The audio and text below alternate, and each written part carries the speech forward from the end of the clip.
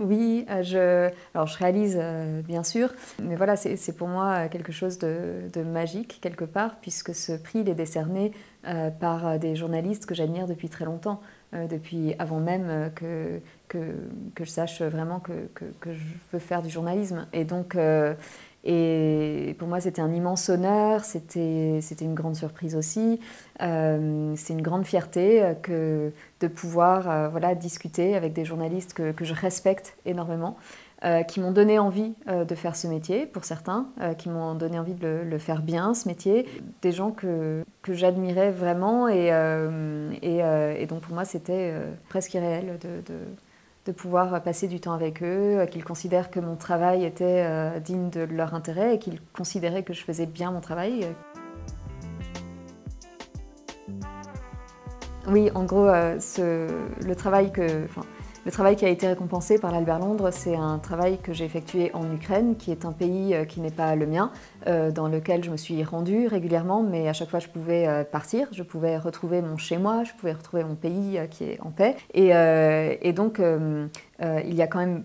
Enfin, je pouvais pas en fait accepter ce prix sans évoquer d'une part les journalistes ukrainiens qui fonctionnent, qui travaillent en permanence sur place et dans un contexte qui est beaucoup plus personnel pour eux, puisqu'ils racontent en fait des horreurs qui affectent directement leur famille, leurs proches, leurs amis, leurs confrères, leurs consoeurs. Et malgré tout ça, ils continuent de travailler extrêmement bien et de garder bien souvent la tête froide. Et je pense que c'est d'autant plus compliqué pour eux. Donc voilà, je ne pouvais pas ne pas les mentionner. Et puis il y avait également les journalistes russes dissidents en exil, dont beaucoup sont à Riga, en Lettonie, là où on était. Et ces gens-là, ce sont des gens qui font leur métier, mais qui prennent des risques et qui font bien souvent prendre indirectement des risques à leurs proches, à leur famille, puisqu'il pourrait y avoir des retombées sur leurs proches restés en Russie. Donc leur travail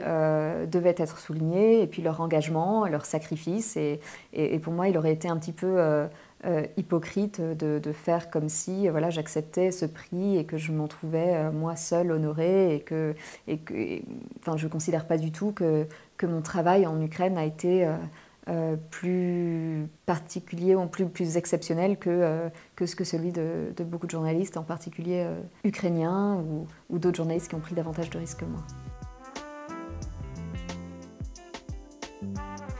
Moi, je me suis souvent posé la question, j'ai pas encore véritablement la réponse, mais je suppose que j'ai toujours été attirée par le voyage, par l'autre, par la découverte de l'autre. Donc déjà, dès le départ, j'ai voulu faire du journalisme ailleurs, pas qu'en France, même si voilà, je suis aussi très intéressée par les problèmes de société et que j'ai beaucoup bossé en France également. Mais j'ai toujours su que je voulais aussi bosser ailleurs. Et puis, le risque ne me dérange pas. Je suis quelqu'un qui tient pas trop en place, donc prendre des risques, c'est pas quelque chose qui me dérange particulièrement, même si je ne suis pas à la recherche active de l'adrénaline et que je ne vais pas prendre des risques inconsidérés sans raison. Voilà, c'est une partie du métier qui me dérange pas et puis même qui est assez excitant finalement. Et puis aussi, tout simplement, ça fait très très longtemps que je m'intéresse à ce type de thématique. Moi, j'ai commencé à étudier dès le début de mes études l'analyse des conflits, la résolution des conflits, en licence puis en master. Voilà, donc ce sont des thématiques que j'ai d'abord survolées ou étudiées de manière académique avant de devenir journaliste ou avant de devenir réellement journaliste. Donc tout s'est fait un petit peu comme ça. Je suis partie au Soudan en tant que journaliste indépendante pour une première expérience quand j'étais encore assez jeune. Et puis ensuite, de fil en aiguille, je suis repartie. Et puis je suis allée au Kenya, et puis en Centrafrique. Et puis en fait, ce sont des thématiques qui m'intéressaient beaucoup, qui se recoupaient, que je retrouvais dans un pays, et puis un autre, et puis un autre. Ça me permettait aussi de prolonger un petit peu cette étude plus académique que j'avais faite pendant mes études. Et voilà, et ça fait plus de 10 ans que ça dure. Mais je ne couvre pas seulement voilà, je ne couvre pas seulement des conflits, je couvre aussi d'autres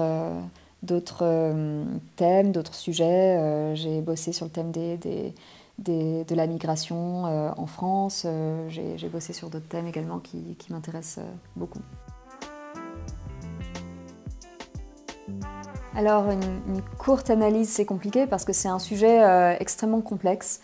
Je suppose que là, à Brûle-Pourpoint, ce qui me vient, c'est que c'est extrêmement dommage parce qu'aujourd'hui, on est dans un monde où l'information est devenue véritablement une arme à part entière. On voit que dans la guerre que livre la Russie à l'Ukraine, la guerre informationnelle est une composante très importante du conflit. Il y a énormément de désinformation qui circule, pas seulement dans le cadre de conflits comme celui en Ukraine, mais également voilà, il y a de la désinformation qui vise à salir des gens, à salir des réputations. Il y a de la désinformation qui vise à manipuler des élections. Donc en fait, la vie quotidienne des gens, la vie politique, la vie des gens de tout plein de pays se voit impactée très très souvent par la désinformation, par le manque d'accès à l'information, par un rapport parfois qui n'est pas très bon aux réseaux sociaux ou à des choses qui ressemblent à de l'information et qui n'en sont pas vraiment. Et donc aujourd'hui, le journalisme, je ne dirais pas qu'il est plus important que jamais, hein, le journalisme a toujours été important, mais connaître ses sources, connaître les bonnes sources d'information est d'autant plus primordial. Pour ne pas se laisser berner et pour ne pas se laisser manipuler par des organismes, des individus qui souhaitent, des pays qui souhaitent diffuser de la désinformation. Et on a bien vu que ça peut aller très très loin. Voilà, on a des élections qui ont été manipulées, on a des gens voilà, qui ont été, dont la vie a été très profondément affectée par la désinformation. Et donc aujourd'hui, plus que jamais, il faut être vigilant. Donc c'est vraiment dommage que les journalistes aient aussi mauvaise réputation. Après, je pense que les journalistes doivent peut-être aussi voilà, faire un petit peu d'introspection. On doit se demander pourquoi on n'est pas aimé. Est-ce que c'est parce qu'il y a certaines manières de présenter l'information qui ne sont pas en phase avec une grande partie de la population française?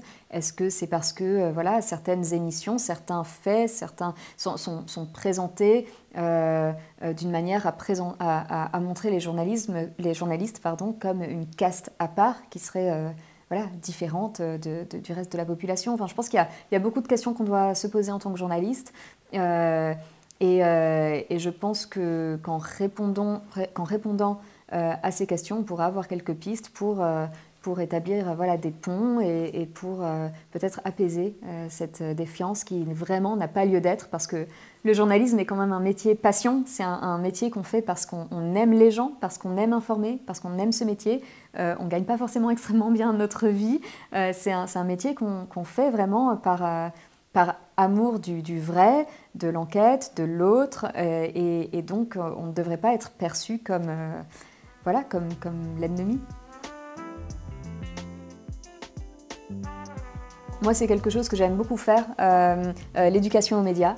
J'avais pu participer à un ou deux événements du genre dans d'autres villes. L'année dernière, j'étais venue plusieurs jours à la première édition du festival Kiosque, dont j'étais la marraine. Oui, c'est ça.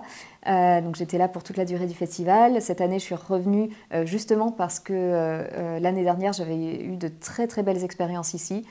C'est vraiment un très très beau festival qui est extrêmement bien organisé. Les élèves eux-mêmes, les élèves et leurs professeurs étaient passionnés, posaient des questions extrêmement pertinentes. C'était un challenge aussi, puisque voilà, il y a des élèves de tous âges, il y a des très jeunes et puis des plus âgés. Et parfois, certains posaient des questions qui étaient peut-être un peu plus personnelles ou parfois un petit peu plus, qui étaient lancées un petit peu comme des pics ou des défis. Et encore une fois, c'est important pour cette introspection dont je parlais.